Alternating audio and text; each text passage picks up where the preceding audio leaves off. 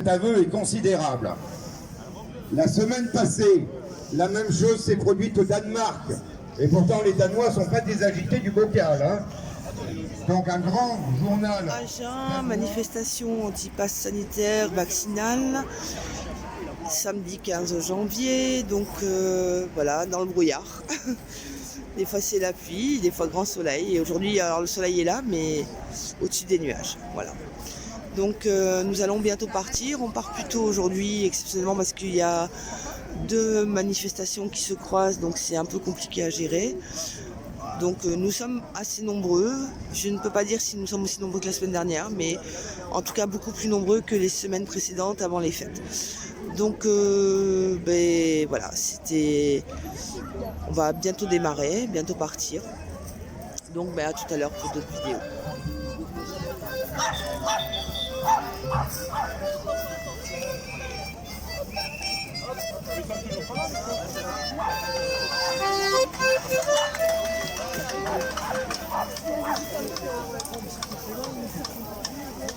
Voilà le départ de manif, toujours dans le brouillard.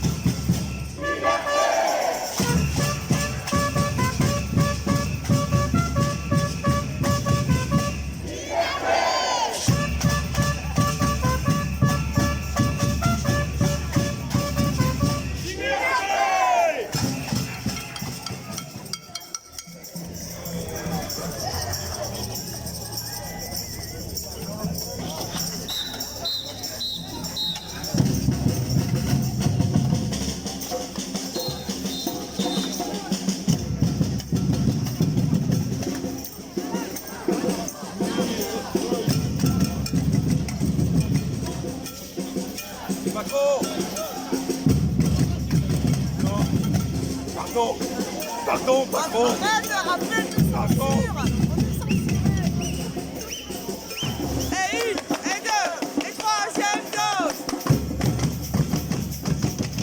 Et une, et deux, et troisième dose.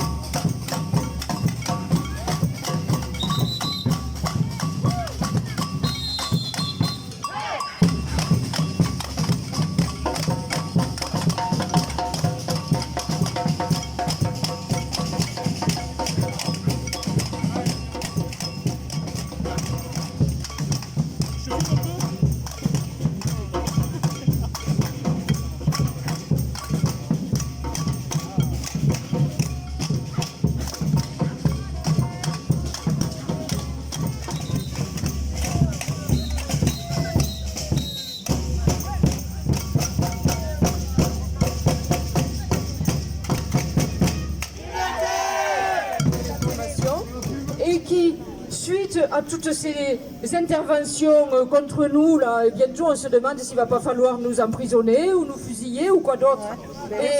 Et ça va aller de plus en plus loin comme ça. Donc c'est pour ça que je dis, si on veut que la vérité sorte du puits, eh bien il va bien falloir exiger un jour ou l'autre un grand débat au niveau national, mais un débat contradictoire et pas avec les médecins de plateau là et tout ça. Bien sûr, pas avec les corrompus, il faudra qu'ils jurent sur l'honneur qu'ils n'ont pas de conflit d'intérêt. Et puis que, bon, on invite tous ces médecins là qui sont quand même des célébrités au niveau mondial et qu'on est en train de ravaler au rang de voyous ou presque. Chaque fois qu'ils ouvrent la bouche, on leur coupe la parole. Et je ne parle pas des rares politiciens qui le font, alors eux, on leur coupe la parole toutes les 3 secondes. Bon, enfin voilà. Donc il faudra qu'il y ait un grand débat et que, au bout de ce débat, quand même, chacun de nos candidats à l'élection présidentielle, parce que quand même, ils aspirent à l'honneur de représenter le peuple français, à l'honneur de gouverner le peuple français, qui est un grand peuple tout de même. C'est nous qui avons quand même inventé les premiers la Déclaration des droits de l'homme et du citoyen, et on ose nous traiter de cette manière-là. Je crois qu'il est grand temps que chacun dise ce qu'il pense de cette affaire, quel projet il a pour nous, et qu'est-ce qu'il entend faire par rapport à cette crise sanitaire. Est-ce qu'il est oui ou non pour la liberté vaccinale? Et je crois que ça, il ne faudra pas y échapper. Et je trouve qu'il faudrait vraiment qu'on lance ce mot d'ordre dans les manifestations. Bon, liberté, c'est très bien. Il faudrait dire vérité et il faudrait dire on veut un débat. On veut un débat. On veut un débat. On veut un débat. On veut un débat. Voilà, on veut un débat. Et il va falloir non seulement le scander dans les manifestations, mais je crois qu'il faudra utiliser tous les moyens à notre service. Il va falloir inonder les réseaux sociaux avec ce mot d'ordre, inonder nos messageries avec ce mot d'ordre. Ceux qui le peuvent, essayer de faire des tracts, des affichettes et toutes sortes de choses. Là, vous savez, des papillons sur les pare-brises des voitures. Bon, voilà, si chacun d'entre nous, là, ici, en fait ne serait-ce que 20, c'est pas la ruine, ben je crois qu'on peut arriver à faire quelque chose. Et si ça circule sur les réseaux sociaux, eh bien, que dans chaque ville où il y a des manifestations, eh bien, on dise la même chose, je crois qu'on pourrait réussir à imposer ce débat, parce que c'est quand même scandaleux que dans le pays des droits de l'homme, depuis 2 ans, qu'on ne nous raconte que des mensonges à longueur de journée et qu'il n'y a pas d'autre contre-vérité à opposer et qu'on n'arrive pas à imposer un débat sur un sujet aussi crucial qui engage quand même l'avenir de toute la population des adultes et des enfants. Et des générations futures, et que c'est scandaleux qu'on laisse étouffer les enfants sous un masque toute la journée, même en récréation. Hein, mais c'est quand même c'est honteux, quoi. Voilà. Et il n'y a toujours pas eu de débat pour parler de tout ça. Donc ce débat, il est urgent. Ce débat, il faut l'exiger, il faut le réclamer. Et je crois qu'il faut vraiment qu'on mette en œuvre tous les moyens possibles et imaginables pour obtenir ce débat le plus rapidement possible. Voilà. Merci. Allez.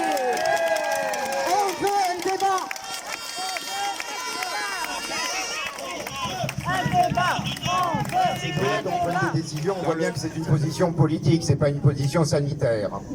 Alors ils prennent des décisions et on se dit mais pourquoi ils prennent ces décisions-là?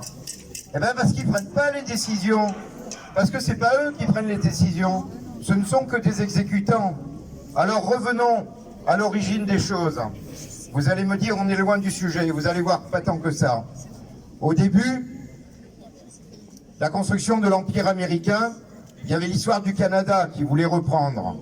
Et ça avait été une des révélations des documents classés secret défense qui ont été mis à jour et qui ont permis de savoir que la consigne qui était donnée par rapport à cet objectif, c'était d'éviter tout débat.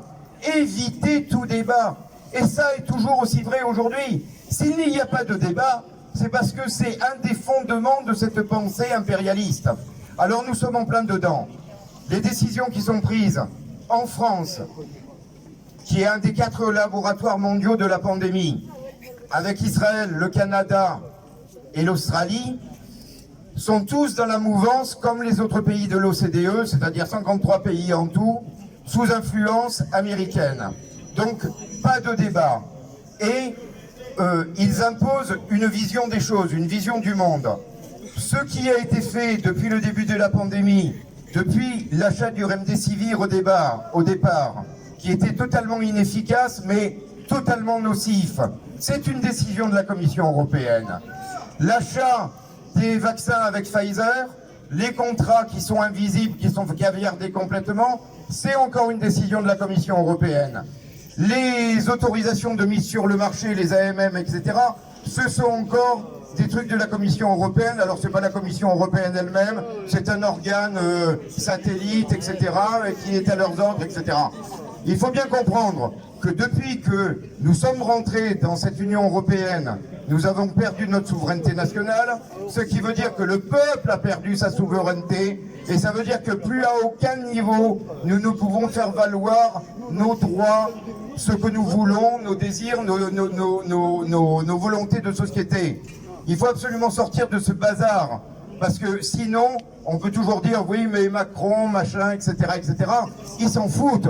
Ce sont des pions. Ils sont là juste pour un instant, pour appliquer ces règles-là, et après, ils trouveront du boulot ailleurs, ils se casseront à l'étranger, ils iront travailler dans les grandes firmes. L'accueil et le traitement des urgences désigne la fonction des centres hospitaliers dans le domaine de la prise en charge continue des personnes blessées, malades ou victimes de phénomènes exceptionnels et difficilement prévisibles. L'accueil et le traitement des urgences sont opérés aussi bien par les CH publics ou privés, sous le contrôle d'un médecin urgentiste qui a charge de veiller à ce que les patients soient traités au mieux. La mission des urgences consiste à l'accueil des malades et des blessés se présentant spontanément ou amenés par des véhicules de secours. Le rôle d'une structure d'urgence est d'accueillir sans sélection 24 heures sur 24, tous les jours de l'année, toute personne se présentant en situation d'urgence. Or, à la suite des directives du gouvernement Macron, qui par décision d'un conseil de défense secret a établi une sélection, il a été établi une sélection d'accueil avec le pass vaccinal, rompant ainsi l'éthique de l'urgence. Une personne se rendant seule ou accompagnée par un tiers peut comporter des symptômes d'atteinte évolutive grave qu'un agent régulateur vigile à l'accueil, qu'un agent hospitalier régulateur à l'accueil connaît, non un agent de contrôle de QR code vigile placé à l'entrée. L'aggravation des dommages ou le décès d'une personne dans ce contexte dépasse la mesure administrative imposée par l'État. Nous pouvons et nous devons porter plainte si telle éventualité advenait. Voilà, pour info. petite information concernant en fait le groupe EMLU, donc c'est étudiants militants libres et unis. Donc c'est pour avoir des informations juste pour les jeunes autour de 18 et 25 ans. Donc l'idée, si vous connaissiez voilà, des jeunes entre 18 et 25, c'est d'essayer de leur en parler. Voilà. Et pour qu'on arrive à se rassembler, parce que c'est vrai que c'est difficile en tant que jeune, on est beaucoup isolés. Donc si on peut arriver à se rassembler et faire des choses ensemble, ça sera bien. Quoi. Du coup, si vous connaissez, n'hésitez pas à en parler. Quoi. Voilà. C'est Perron qui a parlé devant une commission au Luxembourg sur lequel il annonce que les tests PCR, en fait, tous les chiffres sont faux, que les médias ont été grassement payés en fait, pour surinformer et désinformer les personnes, que au final la vice-présidente ou la ministre en charge en fait déclarait que on avait tort de prendre le virus un petit peu à la légère avec le passé qu'il a. Aujourd'hui, on s'aperçoit que la parole même des experts, on parle du professeur Raoul qui aussi a fait des déclarations en disant que si l'épidémie aujourd'hui elle existait, c'était pas à cause des vaccinés, c'était pas à cause des non-vaccinés, c'était à cause des vaccinés. Puisque la preuve en est que tous les pays où c'est que la vaccination a été imposée, l'épidémie a